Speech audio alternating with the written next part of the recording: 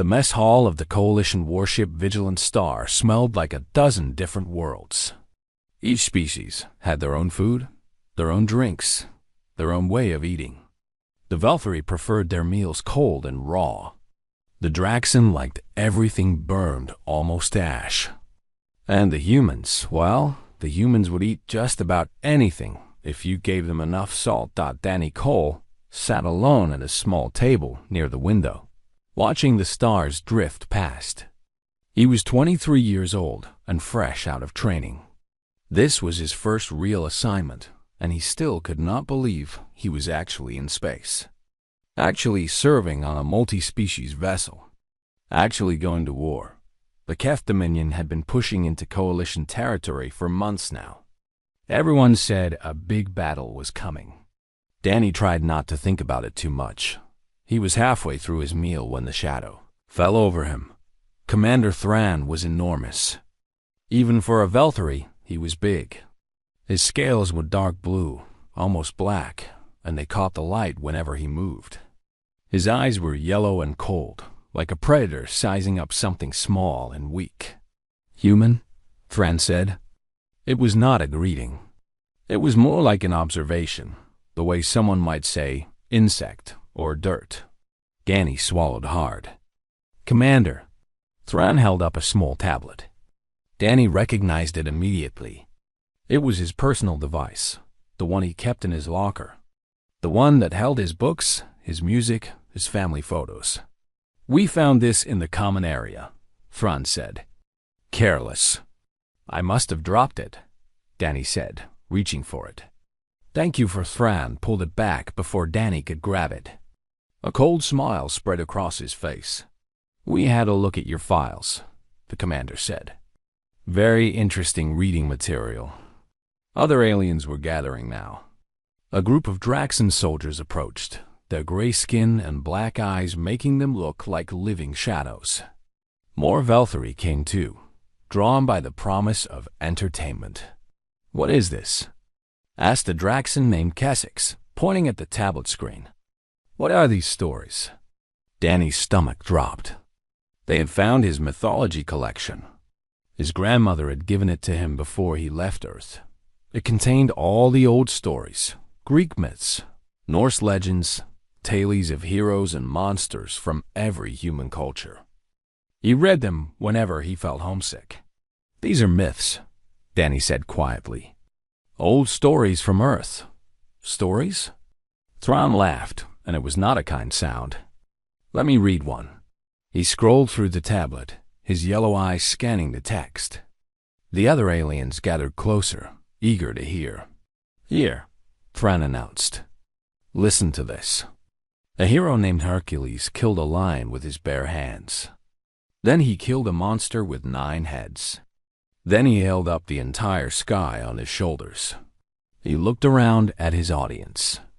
The entire sky, with his shoulders." The aliens burst into laughter. "What else?" Kessex demanded, his dark eyes gleaming with amusement. Thran kept reading. A warrior named Achilles was invincible in battle. Arrows could not harm him. Swords could not cut him. He killed thousands of enemies by himself. More laughter. Louder this time. "And this one," Thran continued, clearly enjoying himself. 300 human soldiers held a mountain pass against an army of millions. They fought to the last man rather than surrender. Millions? One of the Velthari repeated. 300 against millions? Apparently, Thran said dryly. The mess hall was full of laughter now. Aliens from several different species had gathered to listen, and all of them found the stories hilarious. Danny sat frozen in his seat, his face burning with shame. "Your species actually believes this?" Thran asked, looking down at Danny with something between pity and contempt. "These fantasies? These obvious lies?" "They are not lies," Danny said, but his voice came out weak. "They are stories. They teach lessons. They inspire people. Inspire people to do what?" Kessex asked mockingly. "To fight lions with their hands? To hold up the sky?"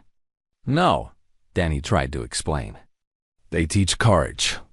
They teach sacrifice. They show what humans are capable of what humans are capable of. Thran interrupted. He leaned down until his face was very close to Danny's. I will tell you what humans are capable of. Dying. That is what your species does best. You are small. You are weak. You have no claws, no armor, no venom. Your bodies break easily, and you heal slowly. The only reason the Coalition allowed your species to join was because you breed quickly, and you are too stubborn to know when you are beaten. Danny said nothing. What could he say? These stories, Thran continued, gesturing at the tablet, are the dreams of a weak species. A species that must invent heroes because it cannot produce real ones. A species that tells tales of impossible victories because it has known so many real defeats. He tossed the tablet onto the table in front of Danny. It landed with a clatter. Enjoy your fantasies. Little human, Thran said. When the Kef come, we will see how much your myths protect you. The aliens drifted away, still chuckling among themselves. Danny heard fragments of their conversation as they left. Did you hear the one about the man who flew too close to the sun? What about the woman who turned people to stone with her eyes? Primitive species, primitive stories. Danny sat alone again, staring at his tablet. His appetite was gone. He wanted to go back to his quarters and hide. He wanted to call his grandmother and hear her voice. He wanted to be anywhere but here. He did not notice the woman watching from the corner of the mess hall. She was older, maybe 50 or 55. Her hair was gray and cut short. Her face was hard and weathered, like stone that had been exposed to too many storms. There were scars on her hands and neck-old scars. The kind that came from violence. She wore a simple uniform with no rank markings. Just a name tag that read, Sergeant Major Carla Bennett, retired. Carla had watched the entire scene in silence. She had seen the aliens mock the young human. She had heard them laugh at the old stories. She had watched Danny shrink under their contempt. She said nothing. She did nothing. She simply watched with dark eyes that revealed nothing of what she was thinking. But her hands, resting on the table in front of her, had slowly curled into fists. She remembered Nexus Prime. She remembered the corridor. She remembered the screaming, and the blood and the endless waves of enemies that kept coming no matter how many she killed. She remembered holding the line, alone for 3 hours after everyone else was dead. The aliens thought human myths were fantasies. They thought stories of impossible courage were lies told by a weak species. They had no idea. Carla uncurled her fists and finished her meal in silence. The time for truth would come. It always did, but not yet. Not yet. The mockery did not stop. If anything, it grew worse over the following days. Word spread quickly through the ship. The humans had a collection of ridiculous stories. Fairy tales about heroes and monsters. Legends about warriors who could not be killed. Every species on the Vigilant Star wanted to hear them and laugh. Danny tried to avoid the mess hall, but he could not avoid his duties. He was a communications officer, which meant he spent most of his time on the bridge, surrounded by aliens who had all heard about the human myths. They would smirk at him when he walked past. They would whisper jokes to each other in their own languages. Sometimes they did not even bother to whisper. The tablet made its rounds through the ship. Different species took turns reading the stories aloud, each one finding new reasons to laugh. The tale of King Arthur and his knights. The story of Beowulf fighting the monster. The legend of the samurai who dueled 100 enemies. Humans cannot even survive a simple fall, a Draxan soldier said one evening. But they expect us to believe one of them killed a dragon? With a sword, another added. A piece of metal. Against a flying creature that breathes fire. Their entire history is a lie, said Thran. who had become the leader of this daily entertainment. They must be deeply ashamed of being so weak. Why else would they invent such obvious fantasies? Danny stopped eating in the mess hall entirely. He took his meals in his quarters, alone, reading the stories his grandmother had given him and trying not to let the aliens steal them from his heart. But someone else on the ship was paying attention. Yura was young for a Veltari, barely past her coming-of-age ceremony. She served as a junior communications officer, which meant she sometimes worked alongside Danny on the bridge. Unlike the other aliens, she did not laugh at him. She did not mock the human stories. She simply watched, curious and quiet. Why Ira had noticed something the others had missed.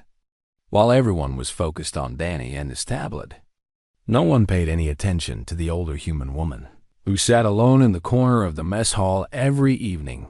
Carla Bennett. The name meant nothing to Yura at first. The woman looked ordinary enough. Gray hair, weathered face, old scars that could have come from anywhere. She wore no rank insignia, which was unusual on a military vessel. Her file listed her as a civilian advisor on special assignment, but it did not say what she was advising about or who had assigned her. Yura was curious by nature. It was both her greatest strength and her greatest weakness. She could not leave a mystery alone. One night, after her shift ended, she sat down at her personal terminal and began to dig. The basic personnel files told her nothing useful. Carla Bennett, age 54, born on Earth in a city called Houston. Served in the Coalition Marines for 30 years before retiring. That was all. No mention of battles. No mention of commendations. No mention of why she was on this ship. But Yura knew how to look deeper. She had friends in Coalition intelligence, friends who owed her favors. She sent a carefully worded message and waited. The response came 2 hours later. It was marked with the highest security classification Yura had ever seen. She opened it with trembling hands. What she read made her stop breathing. Carla Bennett was not just a retired Marine. She was one of the most decorated soldiers in human history. At the Battle of Nexus Prime, the Keth Dominion had launched a surprise attack on a human colony. 12,000 civilians were trapped in the main settlement with no way to escape. The only route to the evacuation ships led through a narrow corridor in the mountains, and the Keth were coming from every direction. A small unit of human Marines was sent to hold the corridor while the civilians fled. 20 soldiers against an army. The battle lasted 9 hours. One by one, the Marines fell. The Keth kept coming, wave after wave, and the humans kept dying. But they did not retreat. They did not surrender. They held the line. After 6 hours, only 5 Marines remained. After 8 hours, only 2. After 9 hours, only 1. Carla Bennett. Yura watched the footage with her heart pounding in her chest. The classified file contained recordings from the battle, captured by automatic systems that had survived the fighting. She saw a human woman standing in a corridor filled with bodies. Keth bodies. Marine bodies. Blood everywhere. Smoke and fire, and the constant sound of weapons. Carla was wounded. Badly wounded. Yura could see the injuries even through the poor quality of the recording. A deep cut across her shoulder. Burns on her arms. A wound in her side that should have killed her. But she was still standing, still fighting. Her ammunition ran out. Yura watched her throw aside her rifle and draw a knife. A simple blade, less than a foot long. Nothing compared to the claws and teeth of the Keth. She fought with the knife for another hour. Yura watched her kill enemy after enemy, moving with a speed and ferocity that seemed impossible for a wounded human. The Keth were larger, stronger, and there were so many of them. It did not matter. She kept fighting. The knife broke. Yura saw it happen.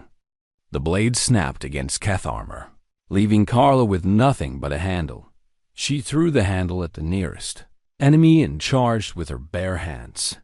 The recording became harder to watch after that. Yura saw the human woman fighting with fists and elbows and teeth. She saw her get knocked down and get back up. Again and again and again. The Keth could not believe it. Yura could see their confusion even through the footage. Why would she not stay down? Why would she not die? The final frame of the recording showed coalition reinforcements arriving at the corridor. They found Carla unconscious on the ground, surrounded by 37 Keth corpses. She was still breathing. Barely. Her body was broken in a dozen places. She had lost more blood than most species could survive, but she was alive. And the evacuation ships had escaped. 12,000 civilians survived because one human woman refused to die. The file contained more information. Awards, commendations, the personal thanks of the Velthry High Council. Carla Bennett had received the Star of Valor, the highest honor the Coalition could give. She was famous among those who knew the classified truth. A legend, a living myth. Yura sat back in her chair, her mind spinning. For days, she had watched Commander Thran and the other aliens mock human stories. They had laughed at tales of warriors fighting impossible odds. They had called such stories fantasies and lies. And every night, while they laughed, one of those impossible warriors sat quietly in the corner, eating her meal alone. Yura did not know what to do with this information. Part of her wanted to tell everyone immediately. Part of her wanted to keep it secret, but she knew one thing for certain. The aliens had no idea who they were dealing with. And sooner or later, they would find out. Yura spent 2 days trying to decide what to do. She could not stop thinking about what she had seen. Every time she closed her eyes, she saw the footage from Nexus Prime, a single human standing against an army, fighting until there was nothing left to fight with. Refusing to fall even when her body should have given up long ago. She started watching Carla more carefully in the mess hall. The older woman never spoke to anyone. She ate her meals alone, always at the same corner table, always facing the door. Her eyes moved constantly, tracking everyone who entered and left. It was the habit of someone who had spent a lifetime expecting danger. The other aliens did not notice. They were too busy entertaining themselves with Danny's mythology tablet. But Yura noticed. And the more she watched, the more she understood. Carla was not ignoring the mockery. She was waiting. For what? Yura did not know. But there was patience in those dark eyes. The patience of a hunter who knows exactly when to strike. On the third evening, Yura decided to tell Commander Thran what she had discovered. Perhaps if he knew who Carla was, he would stop the mockery. Perhaps he would show some respect. She never got the chance. That night, the mess hall was more crowded than usual. The ship was only 2 days away from the combat zone, and everyone was restless. Soldiers from every species gathered to eat and talk and try not to think about the battle. Ahead, Thran stood in the center of the room with Danny's tablet in his hand. A large crowd surrounded him. He had found a new story to mock. "Listen to this," he announced, his voice carrying over the noise. A human soldier carried his wounded friend across 20 miles of enemy territory. He did not stop to rest. He did not stop to eat. He carried him through mountains and rivers and forests, with enemies chasing them the entire way. He paused for effect, his yellow eyes bright with amusement. The human was wounded himself, Thran continued. He had been shot twice. He had a broken leg. But he did not stop.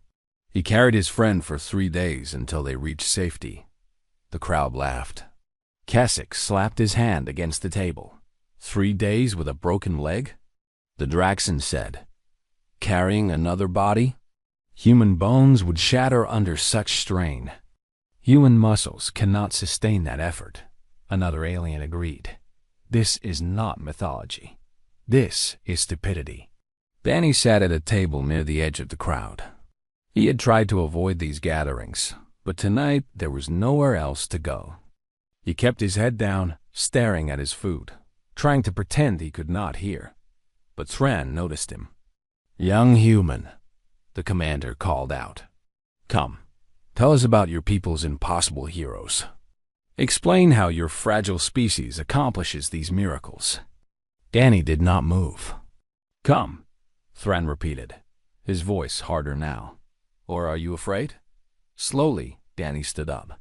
He walked toward the center of the room, feeling the eyes of every alien upon him.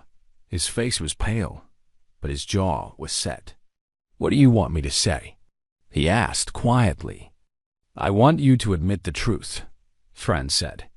"Your species is weak. Your myths are lies. You invented these stories because reality was too painful to accept." Danny shook his head. "You do not understand. Then explain it to me." "The stories are about courage," Danny said, his voice growing stronger. "They are about what we can become when something matters more than our own survival. They teach us that ordinary people can do extraordinary things." Thran laughed. "Ordinary people cannot carry bodies for 3 days with broken bones. Ordinary people cannot fight armies alone. This is simple biology. You have never seen what humans can do," Danny shot back. "You sit here and laugh at our stories, but you have never watched a human fight for something they love. You have no idea what we are capable of." The room went quiet. No one expected the young ensign to fight back. Thran leaned down until his face was inches from Danny's. His yellow eyes were cold. "And you have seen this?" the commander asked softly. "You have witnessed these miracles yourself?" Danny hesitated. He wanted to say yes. He wanted to defend his species with first-hand experience, but he could not lie. "No," he admitted. "I have not." Thran smiled. "Then your words mean nothing." He turned away, dismissing Danny like a child. The crowd began to laugh again. Danny stood frozen, his fists clenched, his eyes stinging with shame, and then a voice cut through the noise. "He has not seen it," the voice said, "but I have." Everyone turned. Carla Bennett was standing at her corner table. She looked small compared to the aliens around her. Her gray hair was messy. Her face was lined with age. But there was something in her eyes that made the laughter die. "I have seen humans do things your species would call impossible," she continued, walking slowly toward the center of the room. Her voice was calm and steady, like a river that is carved through stone. "I have seen them carry wounded friends through enemy fire. I have seen them fight when every calculation said they should be dead. I have seen them face nightmares worse than any dragon in those stories." Thran straightened to his full height, looking down at the old woman with contempt. "Words," he said. "Your species is full of words, stories and speeches and dreams. But when the real fighting comes, you break." Carla stopped directly in front of him. She was so much smaller. The top of her head barely reached his chest, but she did not seem small. She seemed like something ancient and dangerous. "Then let me show you something that is not words," she said. Slowly, deliberately, she removed her jacket. The scars were everywhere. Deep grooves cut across her arms like claw marks. Burns covered her shoulders, the skin still puckered and discolored after years of healing. A thick, ropey line ran from her collarbone to her ribs, the remnant of a wound that should have been fatal. The alien stared in silence. Even Thran could not find words. Carla held up her arms, letting everyone see. "Mexis Prime," she said simply. 9 hours holding a corridor against the Keth. 17 confirmed kills after my ammunition ran out. 3 more after my knife broke. She lowered her arms and looked directly at Thran. "Do you want to see the official report? I can arrange it. Or you can keep laughing at stories you do not understand." No one was laughing now. The mess hall had gone completely silent. And Carla Bennett stood at the center, waiting for an answer. The silence in the mess hall was so complete that Carla could hear the hum of the ship's engines through the walls. Every eye was fixed on her. Valtteri Draxen and a dozen other species stood frozen, staring at the scars that covered her body. Commander Thran had not moved. His yellow eyes were fixed on the thick line that ran across Carla's ribs, the wound that should have killed her. For the first time since Danny had met him, the Valtteri commander seemed uncertain. "Nexus Prime," Thran said slowly. "I have heard of that battle. Have you?" Carla asked. "What have you heard?" "A human colony was attacked. The Keth overwhelmed the defenses. There was heavy loss of life." Carla nodded. 12,000 civilians were trapped in the settlement. The only way out was through a mountain pass. 20 Marines were sent to hold the corridor while the evacuation ships loaded. She paused, letting the numbers sink in. 20 against an army. We knew we were going to die. Every single one of us knew. But we went anyway. Do you know why? Thran did not answer. Because those 12,000 people needed time, Carla continued. Because our deaths could buy ours. Because that is what humans do when something matters more than survival. She began to walk slowly among the gathered soldiers. No one moved out of her way. They simply stood and watched as this small, scarred woman passed between them like a ghost. "You think our myths are foolish," she said. "You laugh at stories of warriors who fought against impossible odds, of heroes who held the line when all hope was lost, of ordinary people who became extraordinary because someone needed them to be." She stopped in front of a young Draxan soldier who had been among the loudest mockers. "Those stories are not fantasies," she said, looking directly into his dark eyes. "They are instructions. They are not about what humans wish we could do. They are about what we actually do, wrapped in symbols so we remember them." The Draxan said nothing. He could not seem to look away from her. Carla resumed walking, her voice carrying through the silent room. "The dragon is not a literal beast. It is the obstacle that seems impossible to overcome. The monster on the mountain is not a creature. It is the fear that lives inside us, the voice that says we cannot win. When humans tell stories about heroes slaying dragons, we are teaching our children that the impossible is not truly impossible. We are showing them that fear can be conquered." She stopped near Danny's table. The young ensign was watching her with wide eyes. "When we sing songs about warriors who held the line until death, we are preparing the next generation to hold their own lines. When we tell tales of soldiers carrying wounded friends through enemy territory, we are teaching them that love is stronger than pain, that loyalty matters more than survival." She turned to face Commander Thran again. "Every culture creates the stories it needs," she said. "The Valtteri have tales of great hunters who conquered wild worlds. The Draxans sing of ancestors who survived the burning of their homelands. These stories are not lies. They are lessons." Thran remained silent, his expression unreadable. "You wonder why humans cling to myths of courage and sacrifice." Carla continued. "It is because we are small. We are fragile. We evolved on a world that tried to kill us every single day for millions of years. Predators hunted us. Diseases ravaged us. The climate shifted without warning, and entire populations died." She held up her scarred hands. "We had no natural weapons. No claws, no fangs, no venom. Our skin offered no protection. Our bodies healed slowly and broke easily. By every logical measure, we should have gone extinct 100 times over." Her voice dropped lower. "But somehow it carried even further. The only thing that kept humanity alive was the stubborn refusal to accept death when it came for us. We survived because we would not stop fighting. We survived because we helped each other, carried each other, died for each other. We survived because of exactly the qualities you have been mocking." She pointed at the tablet still clutched in Thran's hand.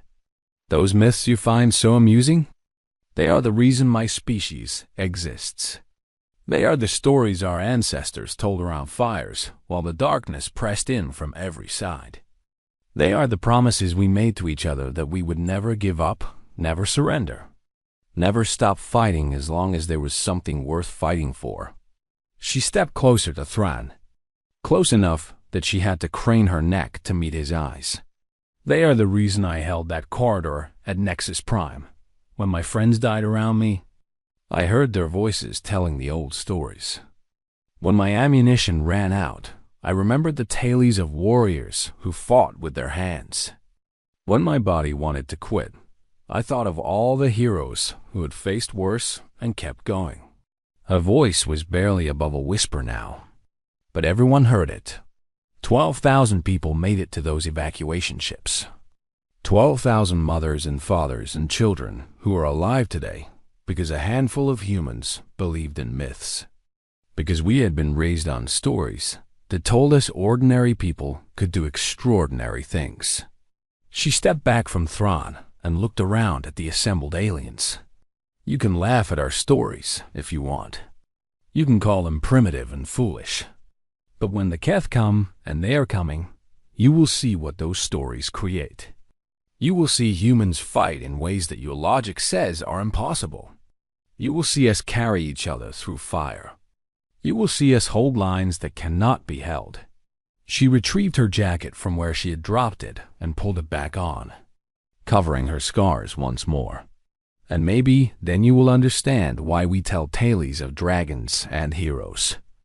Maybe then you will see that those stories were never fantasies. She looked at Thran one last time. They were prophecies. The silence stretched on. Carla walked back toward her corner table, her footsteps the only sound in the room. She sat down, picked up her fork, and resumed eating as if nothing had happened. The aliens remained frozen. Danny stared at the old woman with tears in his eyes. Commander Thran stood motionless, the tablet hanging limply in his hand. No one said a word. For the first time, they were all thinking about the stories in a different way. Not as jokes, not as fantasies, as warnings, as promises, as the truth. The silence lasted a long time. Soldiers slowly began to drift away from the center of the mess hall, returning to their tables with their eyes down. The energy of the room had changed completely. Where there had been laughter and mockery, there was now something heavy and thoughtful. Commander Thran remained standing where Carla had left him. The tablet was still in his hand, but he was not looking at it. He was staring at the old woman eating alone in the corner, and his expression was impossible to read. Danny did not move either. He watched the commander, waiting for a reaction. Part of him expected Thran to become angry. Part of him expected more insults. What happened next surprised everyone. Yura stepped forward. She had been standing near the edge of the crowd, clutching her own personal device. Her hands were trembling slightly. "Commander," she said, her voice clear despite her nervousness. "Do you know who that woman is?" Thran turned to look at the young communications officer. She said her name. "Sergeant Major Carla Bennett." "That is not all she is," Yura said. "I found her classified file 2 days ago. I was going to tell you, but—" She hesitated, then transferred a file to the main display screen on the wall. Everyone turned to look. The screen filled with official coalition documents, service records, commendations, awards, and in the center, a simple photograph of a younger Carla Bennett, standing at attention in full dress uniform with more medals on her chest than most soldiers earned in 3 lifetimes. "Star of Valor," someone whispered. "The highest honor in the coalition. Awarded for actions at Nexus Prime," Yura said. "There is footage." She started the video. The quality was poor, captured by damaged sensors in the middle of a battle. But the images were clear enough. A narrow mountain corridor filled with smoke and fire. Bodies everywhere, Keth and human alike. And in the center of it all, a single woman standing among the dead. The aliens watched in silence as Carla Bennett fought. They saw her fire until her rifle was empty. They saw her draw her knife and charge into a crowd of enemies 3 times her size. They saw her take wounds that would have killed any Valkyrie or Draxon, wounds that should have dropped her instantly. She did not drop. The video showed her fighting for what felt like hours. Every time the Keth knocked her down, she got back up. Every time they thought she was finished, she found something else to fight with. When her knife broke, she used her hands. When her hands were too damaged to make fists, she used her elbows and knees and teeth. The final minute of the footage was almost unbearable to watch. Carla was barely standing. Blood covered every inch of her body. She was surrounded by Keth corpses, so many that the new attackers had to climb over their own dead to reach her. And still, she would not stop. The video ended with coalition ships arriving at the corridor. Soldiers in full combat gear rushed in, expecting to find nothing but bodies. Instead, they found one human woman, unconscious but alive, surrounded by the evidence of what she had done. 30-7 Keth dead. One human still breathing. The screen went dark. No one spoke for a very long time. Then Commander Thran moved. He walked slowly across the mess hall toward Carla's corner table. Every eye followed him. The room was so quiet that his footsteps echoed. Carla looked up from her meal as he approached. Her face showed no emotion. She simply waited. Thran stopped in front of her table. For a moment, he just stood there, looking down at the old woman who had once fought an army alone. Then, slowly, he placed his fist over his chest. It was the traditional salute of the Valkyrie warrior caste, the gesture of one fighter acknowledging another as an equal. In all his years of service, Thran had never made this salute to any human. He bowed his head. "Forgive me," he said quietly. "I did not understand." Carla watched him without speaking. One by one, the other aliens followed. Kessex placed his clawed hand over his heart in the Draxon gesture of respect. Other species made their own signs of honor. Within minutes, every soldier in the mess hall had acknowledged Carla Bennett as what she was: a warrior, a hero, a living legend. Carla set down her fork and stood up slowly. She looked around at the aliens honoring her, and for the first time, something softened her hard eyes. "I do not need your respect," she said. "I did not hold that corridor to become famous. I did it because it needed to be done." She pointed across the room to Danny, who was standing frozen near his table with tears running down his face. "That young man needs your respect," she said. "And the next human you meet needs it. And the one after that. Because we are all carrying the same myths in our hearts. We all grew up on the same stories. Given the right moment and the right reason, any one of us could become what those stories describe." She picked up her jacket and walked toward the door. Every alien in the room stood at attention as she passed. "The Keth are still out there," she said without turning around. "When we face them, I need soldiers beside me who understand what humans are capable of. Now, you know." She left the mess hall in silence. That night, Danny found a gift outside his quarters. It was a small book, bound in leather, with pages made of real paper. He opened it carefully and found a collection of human mythology, the same stories the aliens had been mocking for days. A note was tucked inside the front cover. It was written in Valkyrie script, but Danny could read it. It said, "So that I may learn from your ancestors' wisdom. Thank you for being patient with my ignorance." The note was signed with Commander Thran's personal seal. Danny held the book against his chest and cried.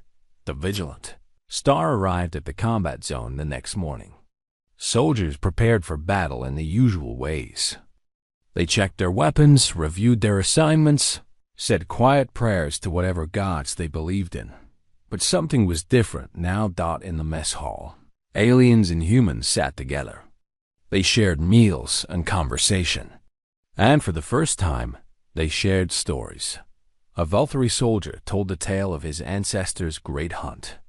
A Draxon sang a song about the burning of her homeworld. And Danny, sitting at a table surrounded by aliens who had mocked him just days before, told him about Achilles and Beowulf and the 300 Spartans. They did not laugh. They listened out, and somewhere in the corner, Carla Bennett ate her meal in silence, watching the young soldiers prepare themselves for what was coming. The myths were doing their work. The impossible was becoming possible. And when the Keth finally came, the soldiers of the Vigilant Star would be ready to show them exactly what that meant.